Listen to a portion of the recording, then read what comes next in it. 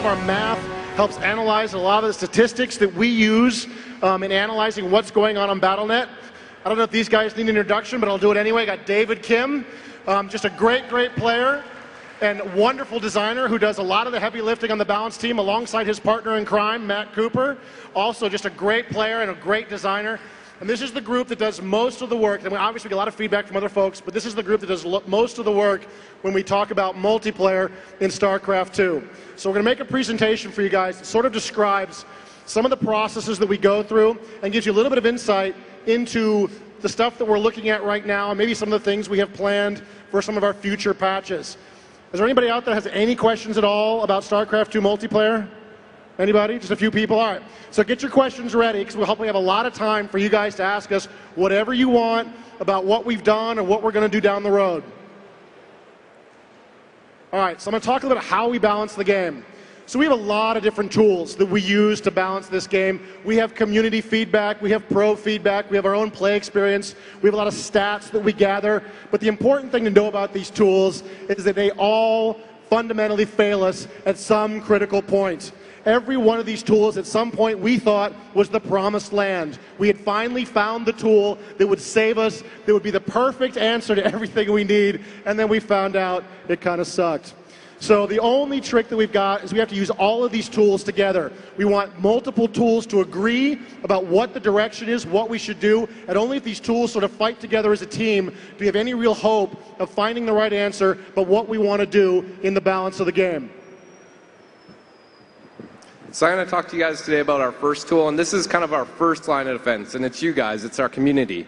And one of the best things about this is it's hundreds of thousands of players playing millions of games. And of course, this is across all skill levels, all regions, and we get some great debates from you guys. It's really not that useful for us if we have an internal tool that tells us building battle cruisers makes your win percentage go up by 3 points, or that doesn't really tell us anything. Maybe the players making the battle cruisers have already won the game.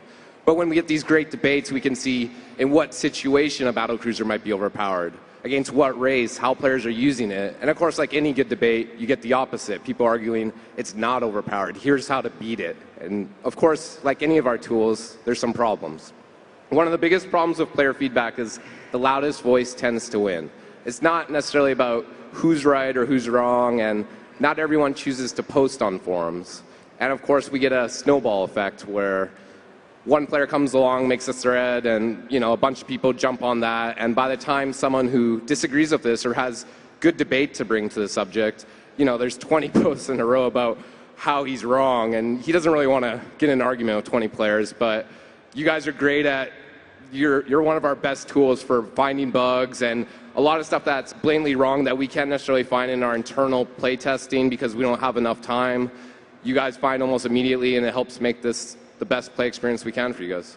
Yeah, I think a good example is from the beta we had many times where we played tens of thousands of games, right? And we had not seen a lot of the stuff that you guys literally found within like 3 hours of the beta going live. Yeah, I'm sitting there playing on BattleNet. I'm getting overrun by gateway pushes, and I'm like, oh my God, how did we not see this, right? And then patches were incoming almost immediately. Okay, so the second tool that we have is pro feedback. Pros really know the game and really lead the strategies that everyone else on BattleNet follows. One example is in the IEM tournament finals, Mauro, a great Terran European player, played against Idra and beat him pretty easily using this one specific strategy of going mass barracks with mass Reapers early on. And within a couple days, all over BattleNet, we were seeing this exact same strategy, even in gold, even in platinum, and especially among the diamond level players. And because pros really know the game, they give great critical feedback. For example, Maka, one of the best players currently in the world right now, he's actually here today at Blizzcon as well. He really took his time to refine the Zealot Sentry Void Ray strategy. And he not only sent us replays, but also a very detailed explanation on when to build every unit, as well as how to use these specific units in combat when you engage the enemy. And using this feedback, we were able to make the changes to the Void Ray that, in the patch that we released last week. So the one downside to pro feedback is pros generally only favor one race because they only play one race. So pros have a difficult time judging victory or defeats. Was it because, did I win this game because I was more skillful than the other player, or was there a race imbalance? That's always the hard question for pros to ask themselves. So second downside to pro feedback is pro feedback doesn't necessarily represent all skill levels. Even though people try to follow pro strategies and execute it on their own, the level of execution is not the same, meaning we get different balance across different skill levels.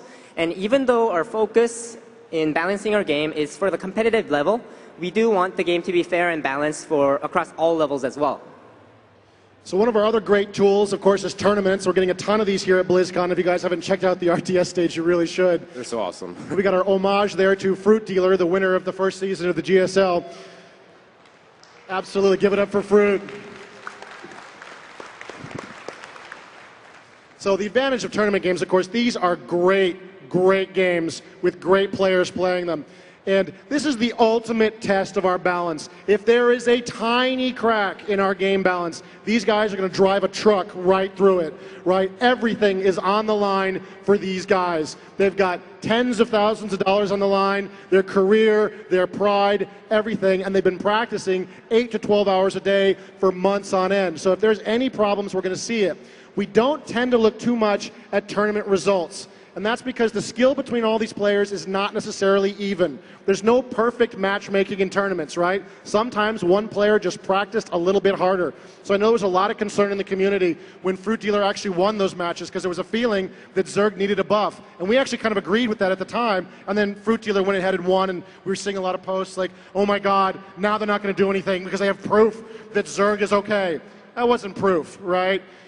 Fruit Dealer was on the top of his game. He had practiced. He knew everything he needed to know. I think Fruit Dealer done great with any race that he'd practiced on that day. He was top form for that matchup. So you don't know, what players also didn't show up for the match.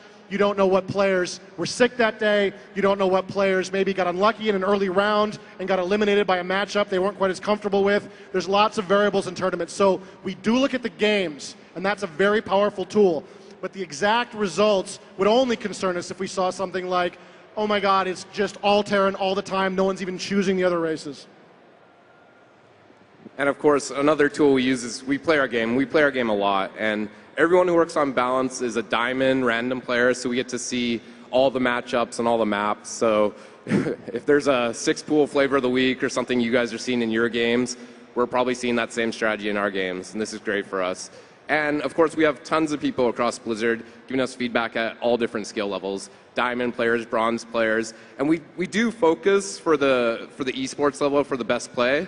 But if we can fix something at a bronze level that's not going to affect esports, we'll try and do this. We want everyone to have a good experience when playing our game.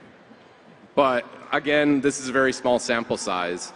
Like we mentioned earlier, we had played tens of thousands of games going into the beta, but we still couldn't catch some of the warp gate or gateway rush strategies. And we need a bigger sample size to catch a lot of that stuff. So we've taken a look at all the opinion-based tools that we use to balance our game. So now look at some concrete tools that we have. First is spreadsheets, and they're great for making simple calculations.